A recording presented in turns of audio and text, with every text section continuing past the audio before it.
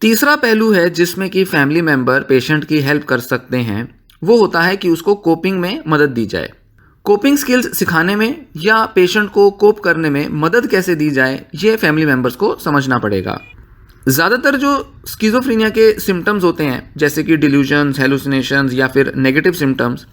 वो बहुत ज़्यादा तनाव का कारण बनते हैं और उसकी वजह से पेशेंट की फंक्शनिंग में बहुत ज़्यादा मुश्किलें आती हैं। इसीलिए ज़रूरी होता है कि पेशेंट की मदद की जाए, जिससे कि वो अपने लिए कुछ इफ़ेक्टिव कोपिंग स्ट्रेटजीज लर्न कर पाए, उन्हें सीख पाए,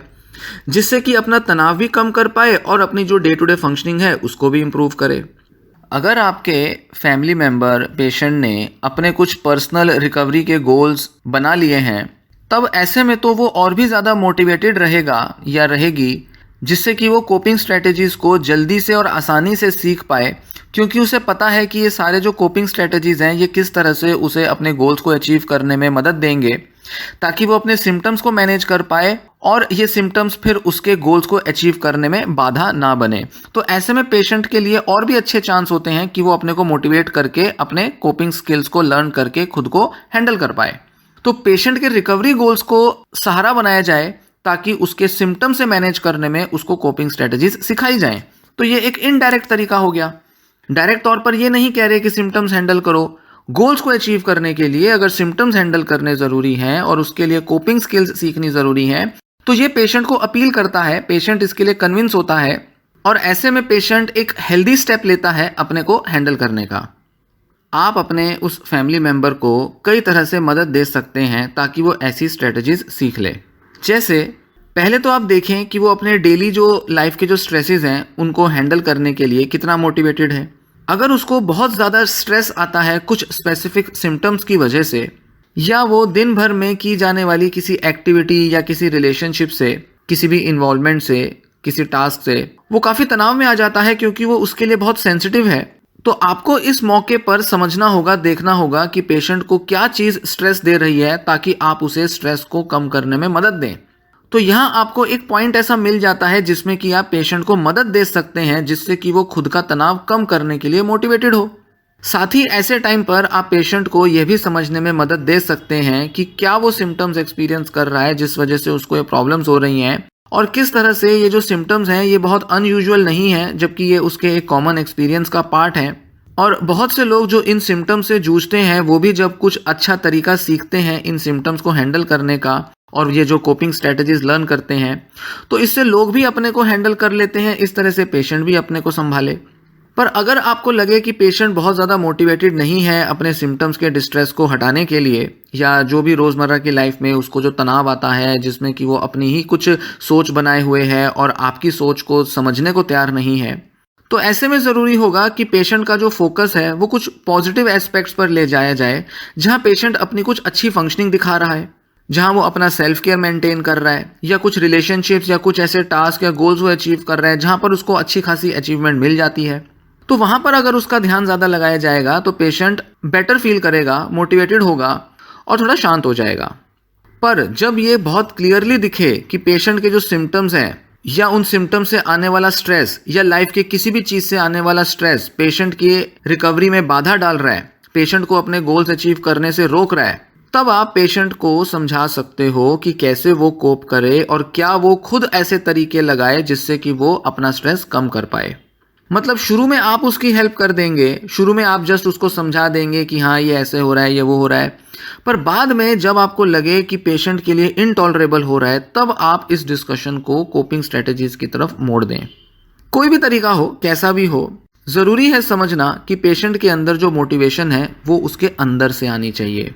बजाय एक्सप्लेन करने के कि आप क्या सोचते हैं और सीधे तौर पर प्रॉब्लम को पॉइंट आउट करें, सीधे तौर पर बोलें कि देखो तुम ये कर रहे हो इसलिए तुम्हारे साथ ये प्रॉब्लम हो रही है। नहीं, इन सब चीज़ों को करने के बजाय अपने उस फैमिली मेंबर से कुछ इस तरह से सवाल करें ताकि उसकी अवेयरनेस बढ़े अपनी प्रॉब्लम में, ताकि वो जो भी पहलू है, जो भी फैक्टर्स हैं जो उसकी प्रॉब्लम को बढ़ाते हैं, उनमें उसकी अवेयरनेस जा पाए, उन पर वो ध्यान दे पाए और समझ पाए कि कैसे उसके गोल्स को अचीव करने में ये सारे फैक्टर्स बाधा दे रहे हैं। तब उसके बाद आप कुछ सजेशंस उसके साथ शेयर करें जिसमें कि आप उसको कोपिंग में मदद कर पाएं। और इस तरह की कुछ कोपिंग स्ट्रेटजीज आगे मैं वीडियोस में बताऊंगा, शेयर करूंगा। मैं काफ़ी सारा ये वर्ड यूज़ कर रहा हूँ, कोपिंग स्ट्रेटजीज, कोपिंग स्किल्स, पर सीरीज़ में आगे की वीडियोस में मैं डिस्कस करूँगा कि कौन सी ऐसी कोपिंग स्किल्स हैं या स्ट्रेटजीज हैं जो पेशेंट को सीखनी चाहिए, जो फैमिली मेम्बर्स पेशेंट को सिखा सकते हैं ताकि पेशेंट अपने सिम्टम्स से डील कर सके और एक अच्छा प्लान बना सकें फैमिली मेम्बर्स, जिसमें कि वो अपने सिम्टम्स को मैनेज करना सीख सके और इन सजेशंस को फॉलो करके वो अपना स्ट्रेस कम करके अपने गोल्स अचीव कर पाए। अब इस चर्चा के आखिर में एक ज़रूरी पहलू पर बात करूंगा जो फैमिली मेम्बर्स को समझना बहुत ज़रूरी है और उन्हें अपनाना बहुत ज़रूरी है। वो ये कि फैमिली मेम्बर्स को अपनी उम्मीदें ज़िंदा रखनी हैं, अपनी उम्मीदों को ताज़ा रखना है। सबसे ज़रूरी तरीका होता है अपने फैमिली मेम्बर की हेल्प करने के लिए, जिससे कि वो अपनी एक रिकवरी की अपनी विजन तैयार कर पाए, वो ये कि पेशेंट की जो अपनी जो एबिलिटी है, क्षमता है, उसमें आप उम्मीद बनाकर रखें कि वो खुद को बेहतर बना सकता है या बना सकती है और पेशेंट के अंदर वो सारी क्षमता है कि वो अपने जीवन को अच्छे से बिता सकता है। यही उम्मीद आपको रखनी ज़रूरी है और इसी उम्मीद से आप जब आगे बढ़ेंगे तो ही पेशेंट की अच्छी हेल्प कर पाएंगे। यही उम्मीद आपको ऊर्जा देगा, पेशेंट को भी ऊर्जा देगा, जिससे कि उसके जीवन में कुछ बदलाव आ पाएगा। बदलाव को उसके जीवन में बहने के लिए ज़रूरी है कि उम्मीद की ताकत उसको दी जाए। बिना उम्मीद के और बिना इस बिलीफ के कि कुछ चेंज पॉसिबल है या पेशेंट खुद वो चेंज कर सकता है, रिकवरी पॉसिबल नहीं हो पाती, रिकवरी की जड़ें बन ही नहीं पाती। भले ही आपके पेशेंट को कोई उम्मीद ना हो या उसकी कंडीशन ऐसी है कि वो होप रखने की भी कंडीशन में नहीं है, उसकी मानसिकता ही नहीं है कि वो अपने लिए भी कोई उम्मीद ढूंढे। और मेंटल इलनेस, ये जो स्किज़ोफ्रेनिया की होती है, इसमें इतने बुरे सिम्टम्स आ जाते हैं कि फैमिली मेम्बर्स और पेशेंट सारी उम्मीदें छोड़ देते हैं। पर ऐसे में भी अगर उम्मीद रखी जाएगी खुद में और पेशेंट में, तब इसका बहुत बड़ा असर आपको देखने में मिलेगा। भले ही आपका फैमिली मेंबर जो स्किज़ोफ्रेनिया से जूझ रहा है उसमें कोई उम्मीद ना हो अपने लिए, शायद वो ठीक होने की उसके अंदर ताकत ही नहीं है, पर इसका मतलब ये नहीं है कि वो आपके एफर्ट्स को सेंस नहीं कर सकता या वो आपके अंदर की जो उम्मीदें हैं, जो इच्छाएं हैं, वो उसको सेंस नहीं कर सकता। ऐसा नहीं है। वो जानता है या जानती है कि आप उसके लिए क्या कर रहे हो और क्यों कर रहे हो। भले ही उसको पूरी समझ नहीं है, पर वो आपकी उम्मीदों के साथ बने रहने के लिए अपनी तत्परता दिखाएगा, क्योंकि वो आप पर निर्भर है। उसकी उम्मीदें आपकी उम्मीदों पर निर्भर है। पैट्रिशिया डीगन बताती हैं कि उम्मीद को ना छोड़ना कितना जरूरी है। अपने उस पेशेंट के लिए उम्मीद को बंधाए रखना क्यों जरूरी है, इसको वो थोड़ा एक्सप्लेन करती हैं। वो कहती हैं कि जो भी पेशेंट्स गिव अप कर चुके हैं, जो पेशेंट्स खुद को बदल नहीं पा रहे हैं, इसका मतलब ये नहीं कि उनको होपलेस केस के तौर पर नकार दिया जाए या अलग थलग छोड़ दिया जाए। सच ये है कि हर व्यक्ति कभी ना कभी अपने जीवन में किसी ना किसी तरह का मानसिक तनाव या मानसिक बीमारी का अनुभव करता है और ऐसे में उसके अंदर दूसरों के प्रति बहुत क्रोध, बहुत गुस्सा आ जाता है और दूसरों की भावनाओं की वो कद्र नहीं कर पाता जब वो मानसिक तनाव से जूझ रहा है। इसीलिए केयर गिवर्स और डॉक्टर्स की ये जिम्मेदारी बनती है कि वो पेशेंट के ऊपर कोई जजमेंट पास ना करें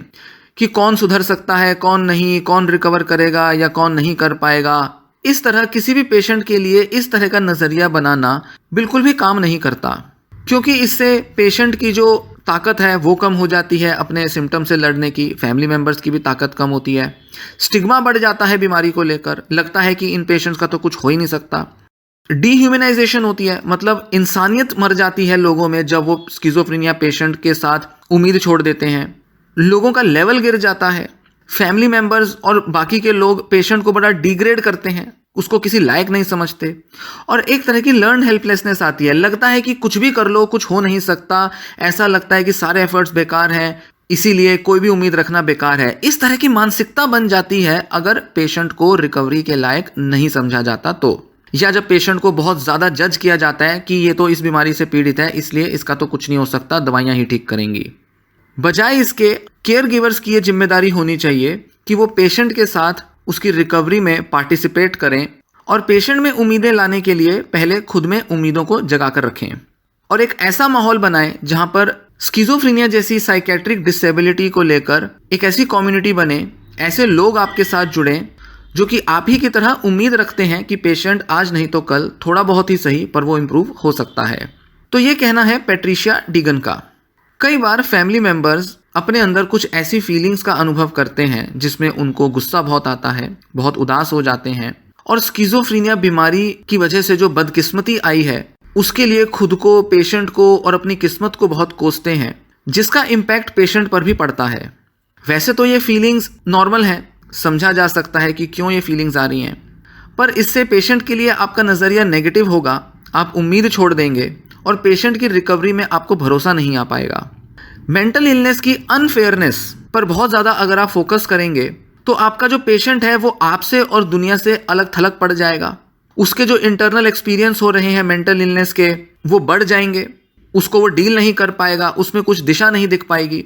और ऐसा लगेगा कि ये जो सारी जो प्रॉब्लम्स हैं ये बस आपका पेशेंट ही एक्सपीरियंस कर रहा है, बाकी दुनिया तो बड़ी नॉर्मल चल रही है। इनफैक्ट बाकी लोगों को भी जो साइकेट्रिक डिसऑर्डर है वो तो अपने को ठीक से इलाज कर लेते हैं, इसी पेशेंट को कोई प्रॉब्लम है, यही कुछ नहीं करता या यही कुछ नहीं करती, या तो ये बीमारी ही एक तरह का श्राप है या ये पेशेंट ही हमारे नसीब में आ गया जिसकी वजह से हमें इसको झेलना पड़ रहा है। इस तरह की नफरत और घृणा पेशेंट के लिए और अपने लिए भी हो सकती है जब आप इस मेंटल इलनेस की अनफेयरनेस पर बहुत ज़्यादा फोकस करते हो।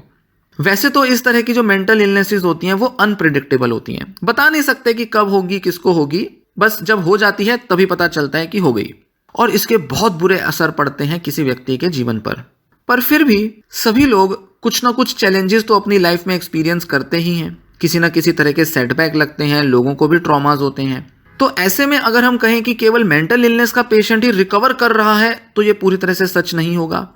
मतलब सभी लोग किसी ना किसी तरह से किसी ना किसी लेवल पर जीवन की कठिनाइयों से रिकवर तो कर ही रहे हैं। खासकर जिन लोगों को बहुत बुरे अनुभव हुए हैं वो भी रिकवरी मोड में ही हैं।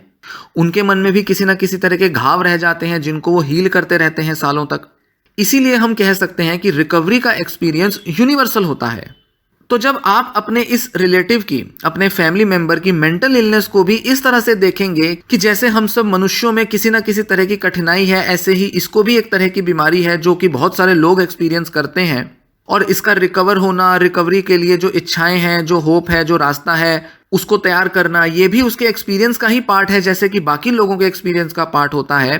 तो आप बेहतर तरह से पेशेंट को समझ पाएंगे और बेहतर तरह से उससे खुद को रिलेट कर पाएंगे, ताकि आप ये नहीं सोचेंगे कि इसको जो प्रॉब्लम है वो कुछ अलग ही किस्म की चीज़ है। आप देख पाएंगे कि जो ये एक्सपीरियंस कर रहा है ऐसी ही कंडीशन बहुत से लोगों ने एक्सपीरियंस की है और शायद आगे भी करेंगे। एक कॉमन सा ह्यूमन एक्सपीरियंस की तरह देखें इसको। इस तरह से आप फ्यूचर के लिए भी होप रख पाएंगे, बजाय इस पर बहुत ज़्यादा ध्यान देने के कि पास्ट में क्या हुआ, पेशेंट ने क्या क्या गड़बड़ियाँ की, या आप खुद के लिए सॉरी फील करें, कोसते रहें या पेशेंट को कोसते रहें। तो इस तरह की सोच में पड़ने से तो खुद को रोकना ही पड़ेगा। इसलिए उम्मीद को जगाए रखना जितना ज़रूरी आपके उस पेशेंट के लिए है उतना ही ज़रूरी आपके लिए भी है, क्योंकि उम्मीद से ही बदलाव की संभावना तय होती है। और ऐसे में जब आप अपने उस पेशेंट की एबिलिटी में भरोसा करते हैं कि वो रिकवर कर सकता है, तभी आप सच में ये देख पाएंगे कि आपका ये पेशेंट रिकवरी कर सकता है, उसने रिकवर किया है और ये जो रिकवरी है ये उसने अपने दम पर अचीव की है, जिसमें आपका सहयोग तो था पर फिर भी पूरी रिकवरी में पेशेंट ने ही अपने लिए बड़े सारे कदम उठाए हैं। ऐसे में आप अपना और पेशेंट का जीवन बहुत ही बेहतर बना सकते हैं।